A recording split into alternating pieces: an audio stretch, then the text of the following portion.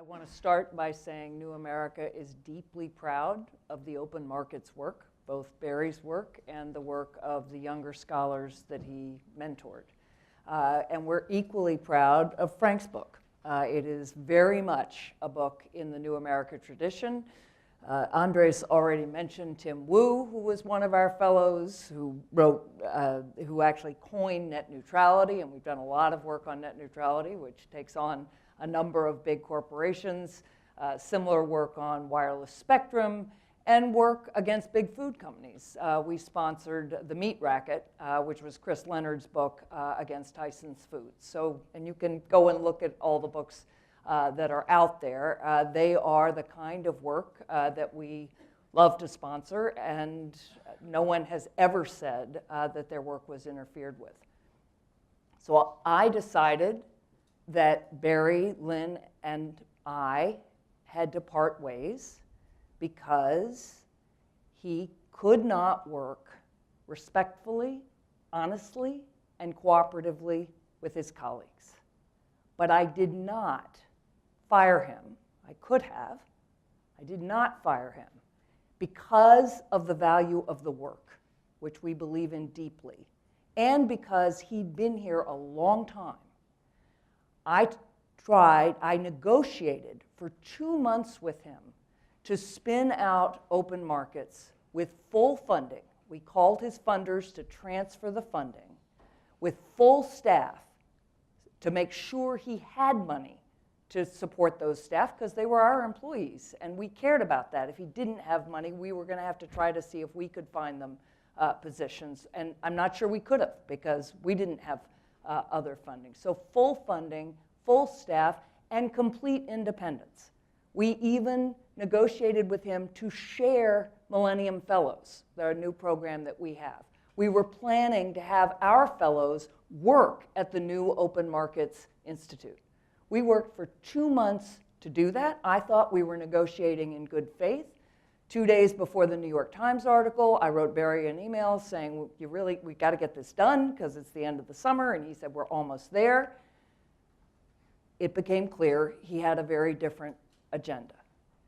At no point did Google or any funder tell me to fire Barry Lynn, and at no point did Google or any funder try to influence the work of anybody here. And if any funder ever did tell me that, I'd tell them to take a hike. I mean, I can't even imagine. I've spent my life in the academy as a professor, and I cannot imagine a funder telling me who I've got to fire or what work to be done. And indeed, there are 24 New America Fellows who wrote a letter about concern for the integrity of New America's work, and all of them said, no one has ever interfered with our work.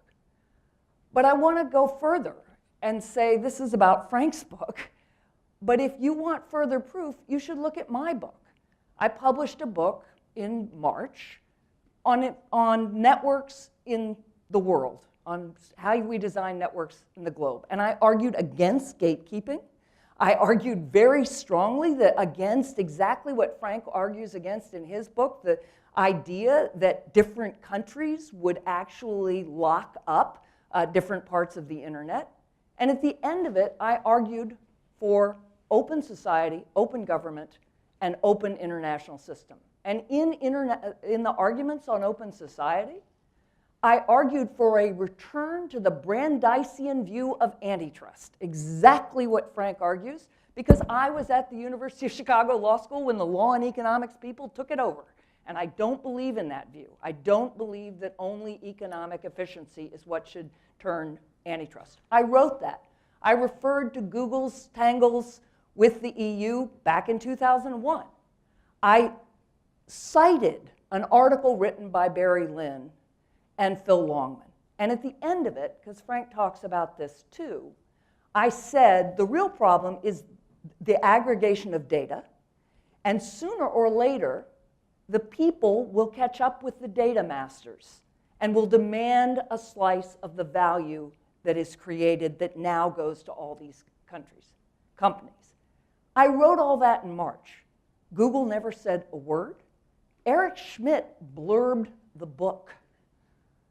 So the idea that suddenly I'm going to turn around and say, gosh, open markets, you're criticizing Google, you should go. We have 12% corporate funding. Of that, 3.6% was from Google. And Eric funded us over many years, but he had stopped funding us by June. So I want to say two more things. Lots of reference to the Eric Schmidt Ideas Lab, which is right there. So Frank, you write, and I deeply agree with you, about the need to preserve human values in a time when our lives are being taken over by technology. Indeed, at the end, you talk about turning back to books and kind of engaging each other instead of all sitting at a table looking at our phones. I deeply believe in that. But my definition of human values includes honesty, integrity, and loyalty. Eric Schmidt was on our board for 15 years. He was on our board before he went to Google. When he stepped down from our board, we honored him as any institution would for that kind of service. And he was chair of our board for 8 years.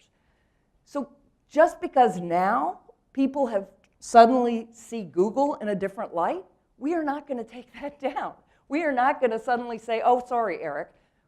You know, even though we were thrilled to have you for all those years, suddenly we're going to turn against that. And we're going to have relationships with a former board member as any organization would. But he was not funding us. He's stopped funding us.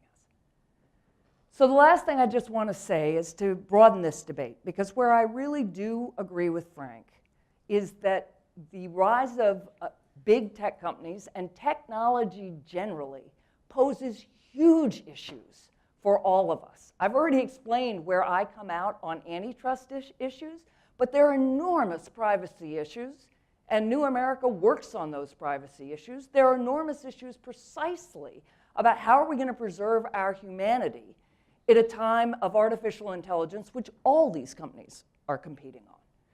And finally, and I inadvertently contributed to a growing distrust in all of our institutions, not just think tanks, but universities and certainly media. And that is something we all have to tackle. And it is something that I do think, given where we are, New America is going to work very hard on. So I want to leave it with, as I said, I did not part ways with Barry Lynn for anything to do with Google. And I think there are larger issues here that I'm very proud to have this kind of debate at New America, and New America will continue to host exactly these kinds of debates.